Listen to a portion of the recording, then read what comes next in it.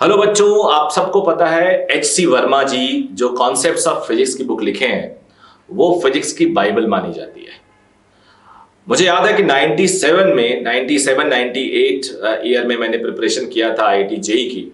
उस टाइम इस बुक को बहुत ज्यादा टाइम नहीं हुआ था and it was huge popular. एक जेई की प्रिपरेशन कर रहा था, एक आई इरोडोव की बुक थी और एससी वर्मा। इतना पॉपुलर हुआ था कि हर टीचर इसके क्वेश्चंस को जरूर कराता था, लिखवाता था एक्सरसाइज देते टाइम। एससी वर्मा का 3.2 3.1 ऐसे करके आना।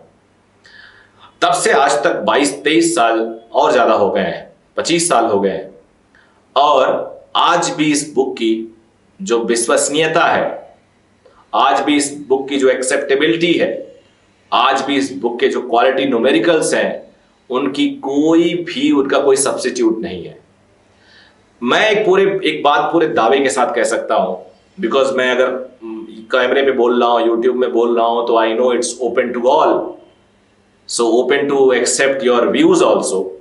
ये मैं दावे के साथ कह सकता हूं, इंडियन ऑथर की जितनी भी क्वेश्चंस की, जितनी भी आईआईटी जेई और नीट की किताबें बनी हैं, उन सब का जो बेस है वो आई इरोडोव है और रेस्निक एंड हेलिडे है। उसके बाद जो अगला बेस है वो एससी वर्मा है, क्योंकि एससी वर्मा जी ने भी यहीं से लिया था, बट एससी वर्मा जी ने उसको इंडियन कंटेस्ट में लिखा, इंडियन तरीके से उसको पेश किया, यहां के एंट्रेंस एग्जामिनेशन की तरह से पेश किया, और उसके बाद सारे ऑथर उसी को रेफर कर करके क्वेश्चन को तोड़ के मरोड़ के डायग्राम चेंज करके उसको कराने लगे। आईआईटी जेई का मैक्सिमम टीचर अपनी क्लास में एससी वर्मा के न्यूमेरिकल्स को तोड़ मरोड़ के जरूर करवाता है। और आपने अगर इंटरव्यू देखा हो नीट टॉपर्स का, जितने भी नीट टॉपर्स के इंटरव्यू देखे हो आपने, तो वो एक पॉइंट जरूर कहता है कि उसने एचसी वर्मा के क्वेश्चंस को सॉल्व किया था। तो आज इसको हम डिकोड करने वाले हैं। अगर आपने चैनल को सब्सक्राइब नहीं किया है तो प्लीज कर देना, और अगर कर लिया है तो लाइक जरूर कर देना। तो एचसी वर्मा की बुक को हम लोग डिकोड करेंगे, और I will recommend everyone, those who are preparing for NEET और even preparing for IIT JEE, तब तो मस्ट है, लेकिन नीट वाले बच्चे अगर शुरू से तैयारी में एससी वर्मा को इंक्लूड करें तो मुझे लगता है कि वो फिजिक्स में अपने जो टारगेट मार्क्स हैं 180 आउट ऑफ 180 उसके क्लोज हो जाएंगे। और अगर कुछ गड़बड़ होगा तो एक आध क्वेश्चन गड़बड़ होगा, कॉन्फिडेंस उन्हें जबरदस्त होगा। वो अपनी प्लानिंग में कभी ये नहीं कहेंगे कि फिजिक्स मेरा थर्ड सब्जेक्ट है। ये मैं दावे के साथ कह सकता हूं।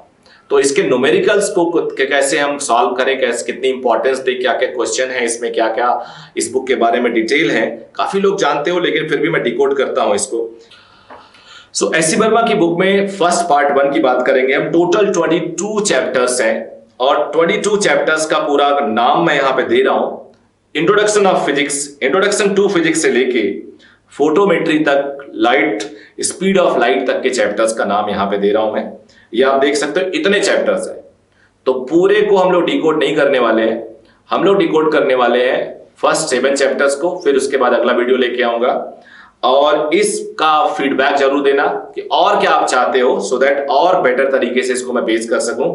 अभी मैंने सेकंड वाले को रिकॉर्ड नहीं किया है। रिकॉर्ड नहीं किया इट मींस आपके सजेशंस के बाद उसको रिकॉर्ड करने में आपके सजेशन को मैं इंक्लूड कर लूंगा। इसमें इन्होंने पूरी बुक में थ्योरी के बाद पूरी तरह से 6 पार्ट में एक्सरसाइज और क्वेश्चंस को बांट रखा है। पहला इन्होंने दिया एक्सरसाइज एग्जांपल्स, फिर वर्कड आउट एग्जांपल, फिर तीसरे नंबर पे इन्होंने दिया है question for short answer. Question for short answer में इन्होंने आंसर नहीं दिया है पीछे, आपको खुद सोचने के लिए मजबूर किया है, and they are very good question. तो जो पहला एग्जांपल्स है वो छोटे छोटे क्वेश्चंस हैं जिनको सॉल्व करके दिखाया है। फिर वो आगे न्यूमेरिकल्स इंक्लूड किया है जिसका नाम उन्होंने दिया वर्कड आउट एग्जाम्पल्स, जिन पे उन्होंने वर्किंग दिखाई है। ये 2 चीजें लर्निंग में बहुत हेल्प करती हैं। अगर आप थ्योरी पढ़ के इस पे जाते हो तो आप थ्योरी को थोड़ा सा और स्ट्रेंथन करते हो।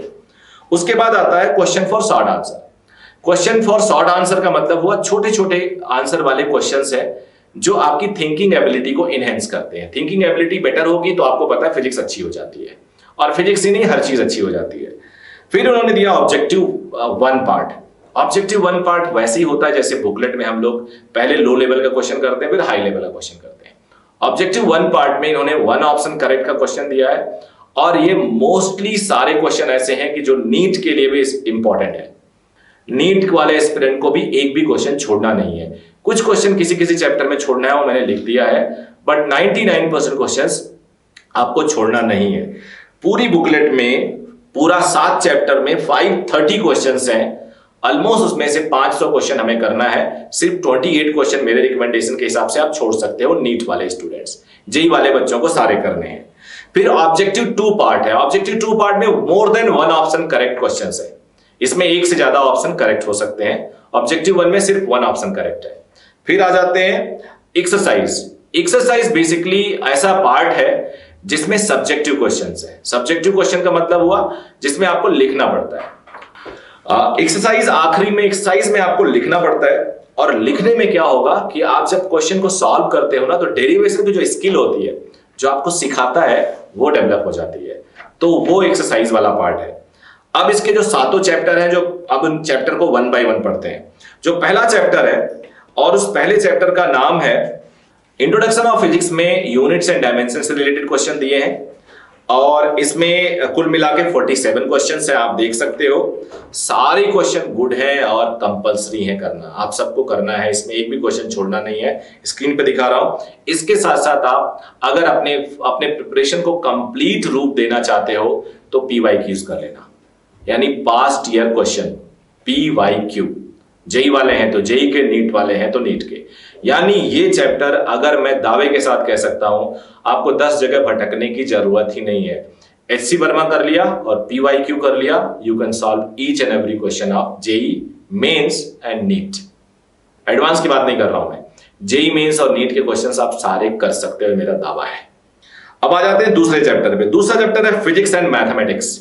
इसमें बेसिक मैथमेटिक्स इन फिजिक्स जिसकी हम बात करते हैं वो है, और एरर एनालिसिस है और वेक्टर है। तो इसमें वेक्टर भी है, एरर भी है और बेसिक मैथमेटिक्स भी है। इसमें कुल मिला के 91 क्वेश्चंस हैं। और इसमें मैंने बोला है नीट वाले एस्पिरेंट से कि आप 12वां question number 12, question number 17 and question number 21 जो एक्सरसाइज के हैं उसको आप छोड़ सकते हो, क्योंकि ये ज्यादा मैथमेटिकली इन्वॉल्व है। रिमेनिंग इसके साथ पीवाईक्यूज कर लो, ये भी चैप्टर आपका कंफर्म हो गया।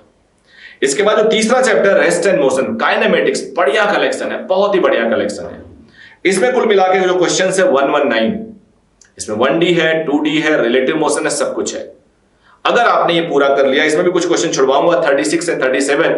यहां पे एमकेएस सिस्टम में नहीं है, एक में 15 डिग्री भी है, तो फीट वगैरह दिया हुआ है तो आप छोड़ सकते हो। एफपीएस सिस्टम आपको पढ़ने की जरूरत नहीं है। इसके सारे क्वेश्चन कर लिया, इसके बाद पीवाईक्यू कर लिया, कोई जरूरत नहीं है आपको और कुछ पढ़ने की।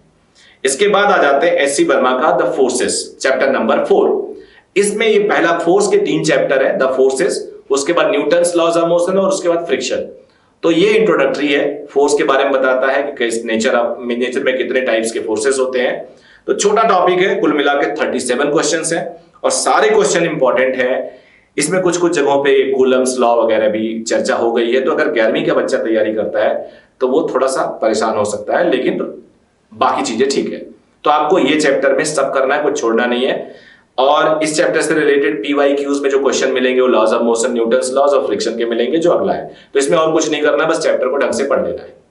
इसके बाद आ जाते हैं chapter number 5 Newton's laws of motion, जिसको शॉर्ट में एनएलएम भी बोलते हैं, एनएलएम। इसमें कुल मिला के 82 क्वेश्चंस है। वेरी नाइस क्वेश्चंस, बहुत ही बढ़िया क्वेश्चंस। लेकिन नीट एस्पिरेंट्स के लिए मैं कुछ क्वेश्चन छोड़ने की सलाह दूंगा जो एक्सरसाइज के हैं 15, 28, 29, 30, 31, 33, 34 एंड 40। ये क्वेश्चंस आप छोड़ दीजिए क्योंकि ये मैथमेटिकली इन्वॉल्व है, बहुत ज्यादा मैथमेटिक्स है, उसकी जरूरत नहीं है नीट वाले बच्चों को। बाकी आपको हर क्वेश्चन सॉल्व करना है। कुछ क्वेश्चन पढ़ने में लेंदी है, लेकिन वो भी आपका जो आईक्यू है, आपकी जो पेशेंस है, उसको चेक करता है और बढ़ाता है, which is very important for any competitive exam. उसके बाद चैप्टर नंबर 6 है जिसका नाम है फ्रिक्शन।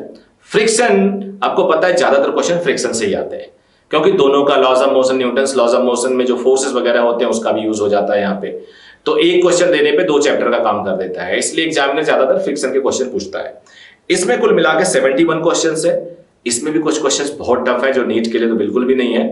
तो मैं इसमें जो क्वेश्चन छुड़वाना चाहूंगा 21, 23, 24, 25, 27, 30 एंड 31। और इसके बाद आपको फाइनल टच देने के लिए पीवाईक्यूज कर लेना है। ये चैप्टर आपका तैयार, कहीं जाने की जरूरत नहीं है, कोई आपको रोने की जरूरत नहीं है कि आपके पास टाइम कम है, बस इतना ही कर लो, इतना ही कर लो, बस आप तैयार हो लड़ाई के लिए फाइनली। और 7 चैप्टर है सर्कुलर मोशन। सर्कुलर मोशन में भी फिजिक्स, डायनेमिक्स यानी फोर्सेस इन्वॉल्व है।